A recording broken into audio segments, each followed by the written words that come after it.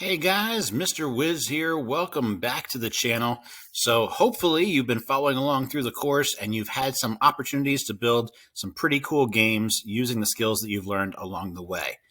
We are now at a point where I feel like we are ready to take this to the next level.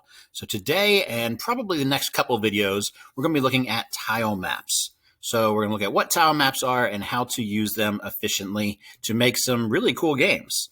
So basically, the idea behind tile maps is we're creating a world that your characters can live within. Up until now, all the games we've made have been single screen games where we're limited to that rectangular 160 by 120 pixel world. And anything that happens, it can only exist inside that one screen. Well, as you know, if you've played video games, most video games don't exist within a single screen. Most of them have much larger worlds to explore. And you'll see this in video game history. The earliest video games, if you think back to the Atari games and the early arcade machine games, they were limited to a single screen. You had games like Pong, Space Invaders, things of that nature. But later on, when you get to the early Nintendo type era, is really when the big maps started to appear. You had the Super Marios, the Zeldas, the games where you could explore and go to all sorts of different places with multiple levels, and every level might look different.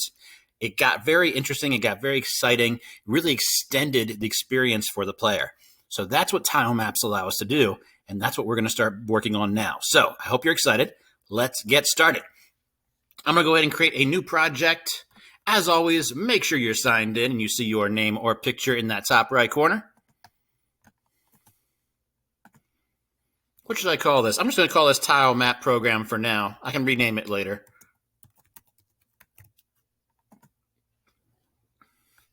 So first things first, to build a tile map, you're going to go to the section over here that says Scene. When you click on Scene, you have the regular stuff that we used before with background images and background colors. The tile map stuff is just a little farther down the screen. Down here, you'll see the tile maps and tile map operations and some other things that involve tile map controls. So set tile map 2. This is the main block that we would use to create a tile map. We're going to go ahead and grab one of those. Now, here's the cool thing about this. You can build tile maps and still have a background color or a background picture. That is perfectly okay. So you can use both a background image and a tile map. And sometimes it looks a lot better if you do that. So for the sake of what we're doing, just to make it easier to see, I'm also going to grab a background color. It doesn't really matter which order I put these in. I'm going to make it green to represent grass. So we're making a tile map program. It's going to be looking down, so it's a top-down perspective, and the green background just represents grass. It's going to make our program a little bit easier to build.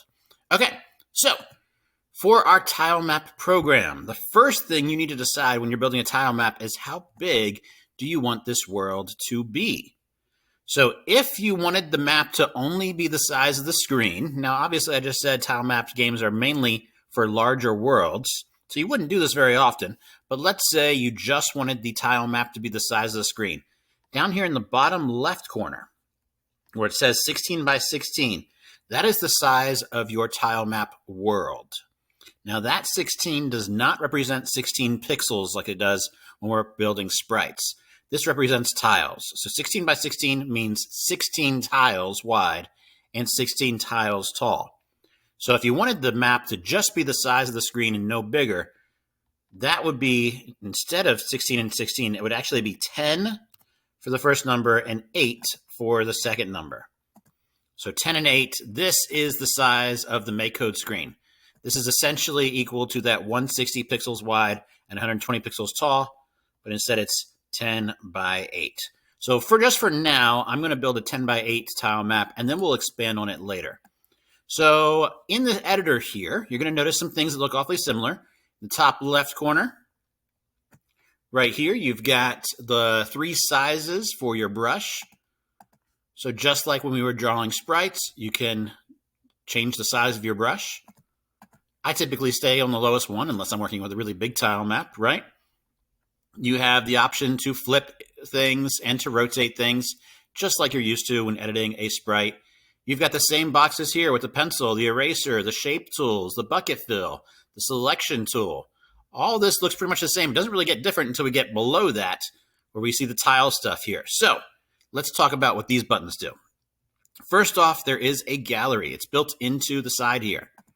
You can select one of the pre-made sections here, forest, aquatic, dungeon, miscellaneous, and you will find in there a selection of pre-made tiles. So right now with forest selected, I've got tiles that look like flowers, which you'll see here. I've got tiles that look like dirt. And then I've got some like border pieces. Those are really helpful sometimes. So I've got some different types of grasses here. I got some bushes here.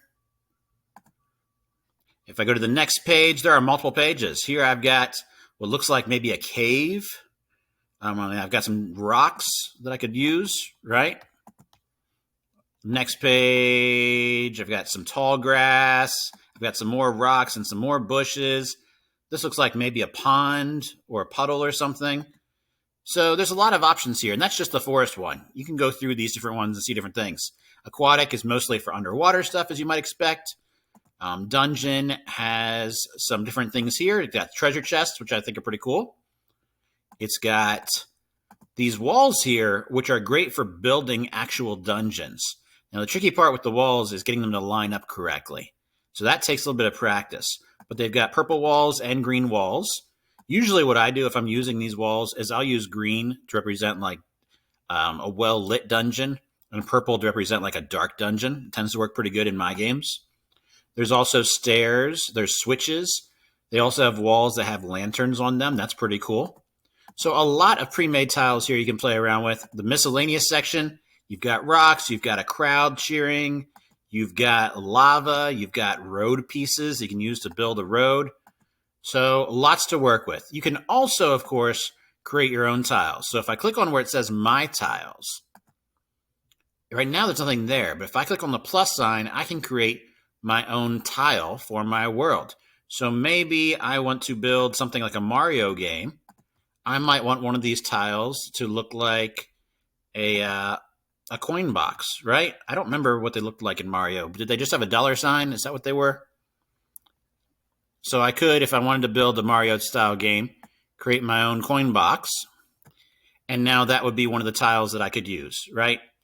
You can also, in the My Tiles section, edit images that were in the gallery. So if I click on the plus sign here, I can go to Gallery, and I can grab one of the ones that we just saw, and I can edit it.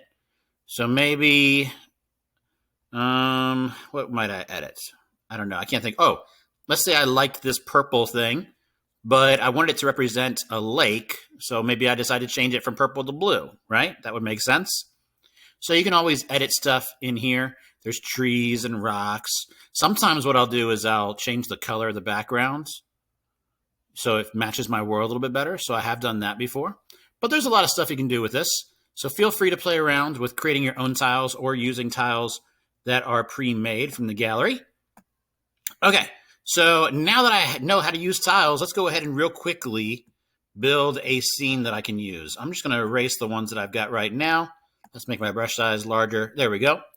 So what I'm going to do is I'm going to use the bush here, and I'm going to paint a row of bushes around my map with the smaller brush size. There we go. And actually, I can use the line tool to make it easier for myself. I can do a line of bushes. The top, the right, I didn't do that right. The bottom and the left. There we go. So I've got a row of bushes here. Let's just see what that looks like real quick before we do anything else. And there it is. So this is my world right now. I've got a tile map that's about the same size as the screen. You'll notice it's actually just a little bit taller than the screen because we can't see the whole bush at the bottom, but it's pretty close. So I've got a tile map that's about the same size as the screen. The green of the grass is coming from my background color, and then the bushes are coming from the tile map. So I'm going to put a player in this world now. And I'm just going to do this part real quick because you guys know how to build players by now, or at least you should if you've watched any of the previous videos. So I'm going to build a player. There he is. He's got movement controls. And this player can now walk around in my world, right? So here's where things get interesting with tile maps. Right now, it looks like all I used the tile map for was to decorate my world. Notice my player actually walks right over top of the bushes. So one of the cool things about tile maps is that the tiles don't have to be decorative. you can use them as interactive elements in your game. So let's go ahead and look at that now.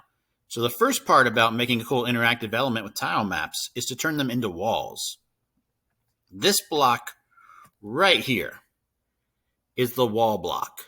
If you click on that, you can now paint parts of your tile map as walls. So right now I'm just kind of drawing on it. To make it easier, I can use the bucket fill tool, and it will just do all the ones that are touching it. So now they all look like they're highlighted pink to me as the programmer, but they did not change colors in the game. What I did is I created barriers. I just set those bushes up as barriers, or as walls is what they like to call them in MakeCode Arcade. So that means that now when I play my game, my player cannot walk through the bushes. When I walk up to them, I'm stopped. It creates an obstacle. It creates a barrier for me. So I can no longer walk in that area of the map. So this is a cool way of building interactive background. Tile maps are a great way of doing that. I can create pathways. I can create mazes. Maybe my world has buildings. Well, obviously I don't want the player walking through a building, so I could turn that as a wall. I can do it with trees. I can do it with anything that I don't want my player going through. But that's not the limit of the interactions. Here's where things get really fun for me. You can also make tiles interactive so something happens when you touch them. So let me show you an example of that. Let's go back to the dungeon section. And let's grab one of these treasure chests. So I'm going to put a treasure chest right here. And I want something to happen when the player touches it. So right now, nothing happens. I just stand on top of it. Everything's normal. To make it interactive, I got to go back to the scene section. So down here where the tile map stuff is, there's 2 blocks. This is kind of fun. There's one for when a player overlaps with the tile, and there's another one for when a player hits a wall. So I have to decide what's going on here. In this case, I want it for when it overlaps with the treasure chest.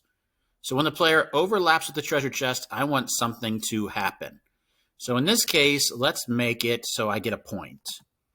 So when I overlap with the treasure chest, change score by 1. Now I got to change, of course, this block to match the tile. So I'm going to make it the treasure chest. So when I overlap with the treasure chest, it's going to change score by 1. Let's see what happens. I'm overlapping. The score is changing, but I have an infinite number of points. Hey, this looks familiar. We've seen this problem before, haven't we? Why do you think we have an infinite number of points when I touch the treasure chest? As soon as I walk off of it, it's gone. But when I touch the treasure chest, I have an infinite number of points. Hopefully you figured it out by now. It has to do with the fact that the code happens when the player touches the treasure chest. And guess what? I was still touching that treasure chest, right? So if I only want the point to happen once, something needs to change. So this is no longer true, and this is no longer happening. So what I'm going to do now is I want to go back to the scene section. And in the tile map area, down below these blocks, there's some blocks here that allow us to edit parts of the tile map in-game or move things around, stuff of that nature, right? So what I'm going to do is I'm going to grab this one that says set, and it has a tile block image.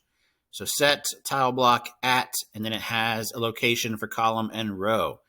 This gets fun. All right, stay with me. I hope you're coding along with me. So I'm going to grab this block that sets a tile at a certain column and row position. I'm going to put it in here. So basically what I want to happen is when I touch the treasure chest, I want it to change so that the code will only work once.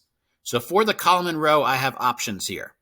If this is the only treasure chest in my game, what I could do is I could look at it and figure out the column and row. So how do I figure out the column and row? Well, I just put my mouse over it. If I put my mouse over where that chest is, ignore the $sign. If I put my mouse over where that chest is, in the bottom left corner, down here next to my 10 by 8, I want you to look right next to the 10 by 8 here. When I put my mouse over anything, these 2 numbers appear. So I have 5-3, 5-2, 3-2. If I put my mouse over the treasure chest, it says 1-1. That is the column and row position of the treasure chest, 1-1. So I could just type that I want it to change at column and row 1-1, and that would work fine. But what if my game has more than one treasure chest? What if I have treasure chests all over my game? What if this is a big world, and every time he touches any treasure chest, I want him to get a point? Well, this code isn't, I shouldn't just put one location. I need to work for any location. See where I'm going with this? Look at the overlap code. Do you see that the word location is a red bubble? Looks a lot like one of those temporary variables, doesn't it? What I can do is I can drag the word location and I can replace column and row. So now what my code says is anytime a sprite that is a player overlaps with one of these tiles at a location, the score will change by 1, and then I'll set a new tile at that same location. So right now it's a blank tile, which means if I walk over the treasure chest, it'll basically disappear. Boop, I got my 1 point and the treasure chest is gone. And you know what? That's fine. I could leave it that way if I wanted to. But if I wanted to make my game look a little bit better, I'd probably want it to be an open treasure chest that it would change into. Right now, open treasure chest is not an option for me, though. So to make it work, here's a little trick I learned. It only shows you options for things that you're currently using. So I'm just going to put an open treasure chest somewhere in my world. Now I can change this to an open treasure chest because it's available. And if I go back to my tile map, I can delete that treasure chest. I don't need to keep it. It's gone now. So watch what happens. I touch the treasure chest, I get a point, and it turns into an open treasure chest, so it only gave me 1 point because the overlap code is not still happening. And because I used a temporary variable that says location, I can do this as many times as I want to. So I can go back to my tile map and I can have treasure chests all over the place. I'll just put one in all 4 corners. Boom, boom, boom.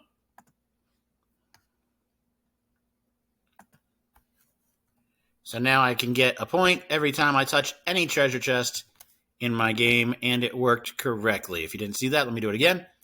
Boom, boom, boom, boom.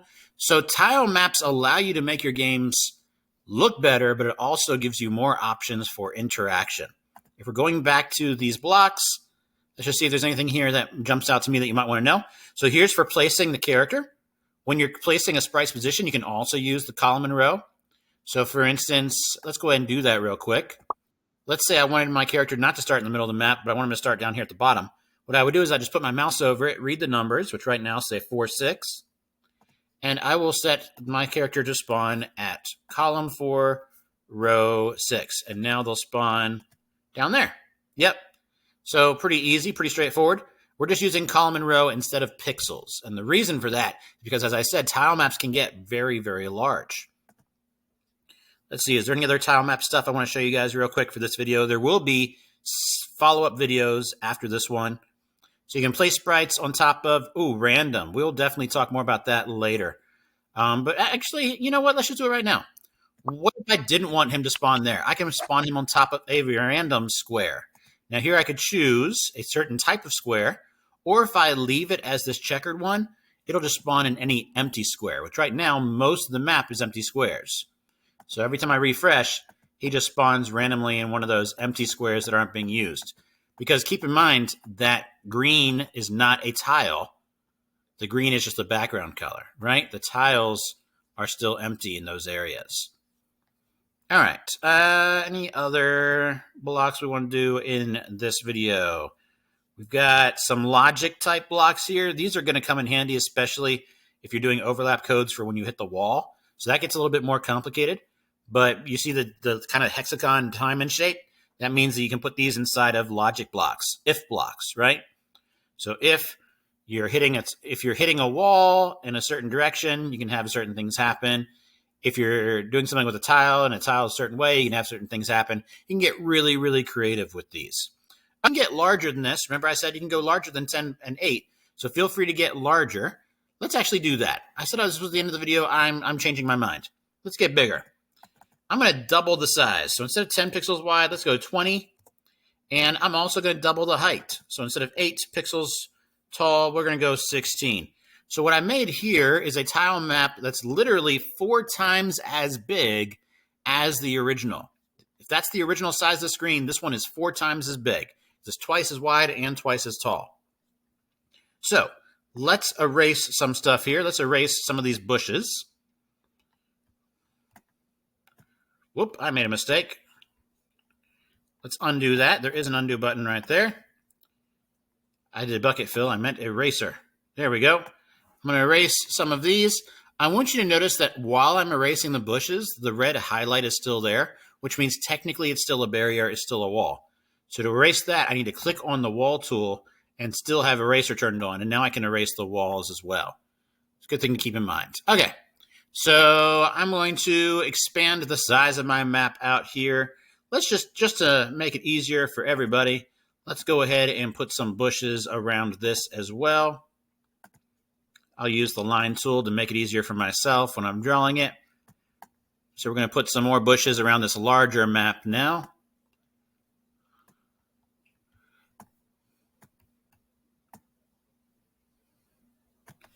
There we go. And we'll make all those walls by using the bucket fill tool and the wall tool. There we go. All right.